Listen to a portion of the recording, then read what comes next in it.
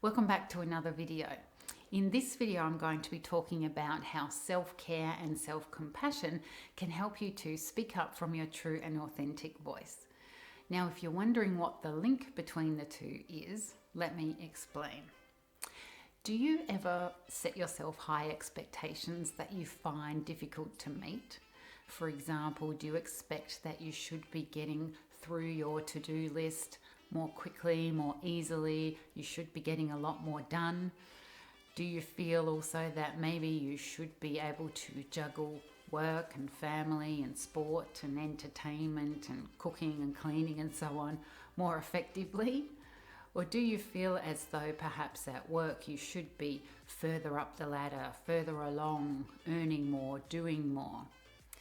Now, what happens if you can relate to any of those questions, or you said yes to any of those questions, is of course when we set ourselves high expectations and we don't meet them, what tends to happen is that it triggers the voice in our head that tells us that you're not doing a good enough job there, are you? Or maybe you're just not cut out for this. Maybe you're really not smart enough or fast enough or effective enough. When we're talking to ourselves like that on the inside, of course, our inner dialogue affects our outer dialogue.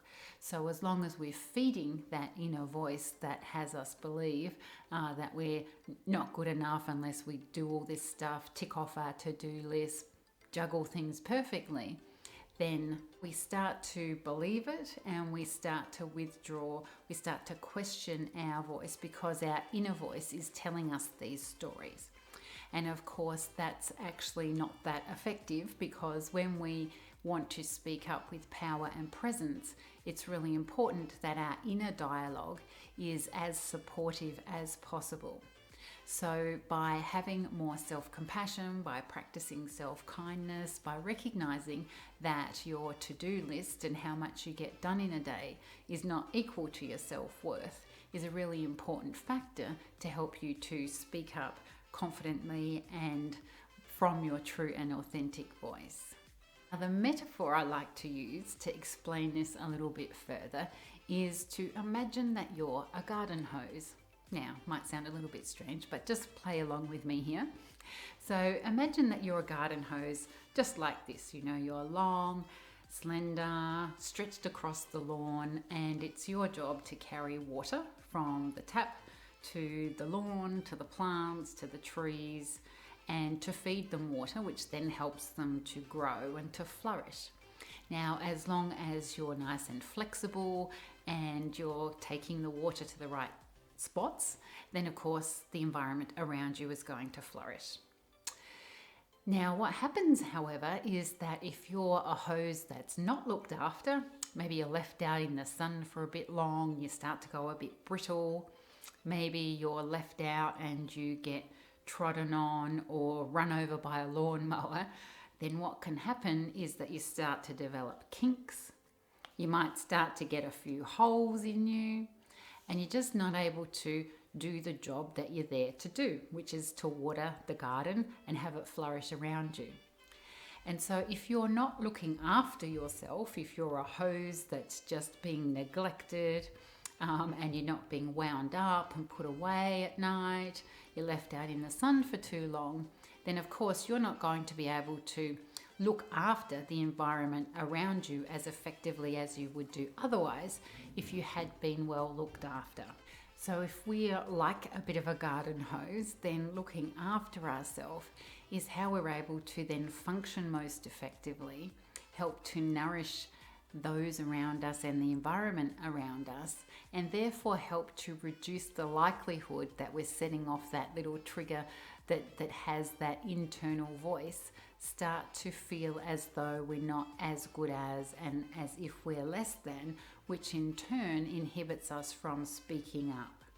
The idea that self-compassion and self-nurture, looking after yourself, is linked to speaking up also comes from research.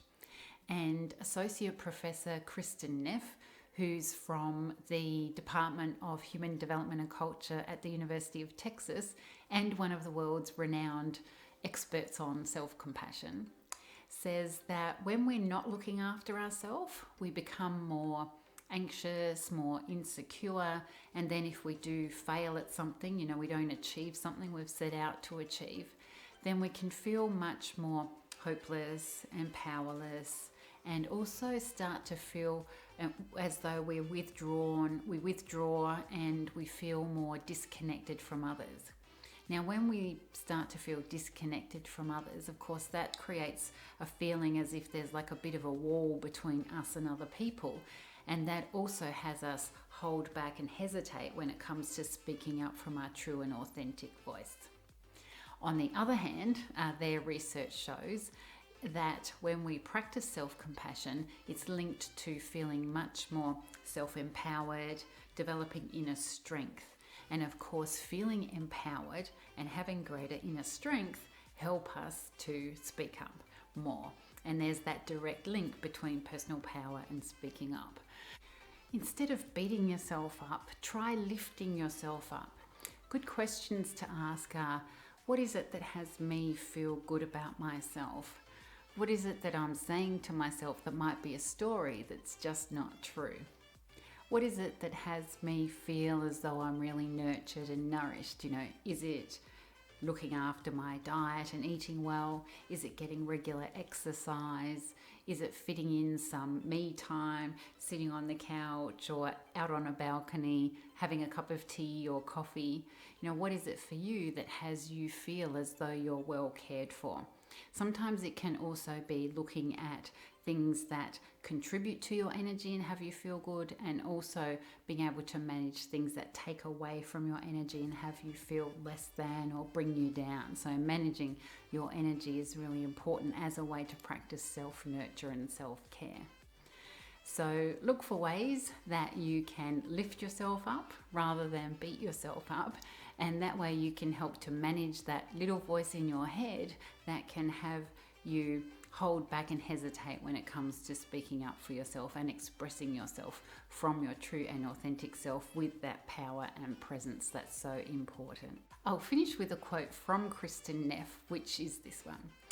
Unlike self-criticism, which asks if you're good enough, self-compassion asks what's good for you.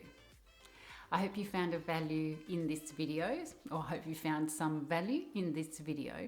So go out, look after yourself, take care of yourself, so then you're in the best position to be able to speak up for yourself and to take the best care of those around you.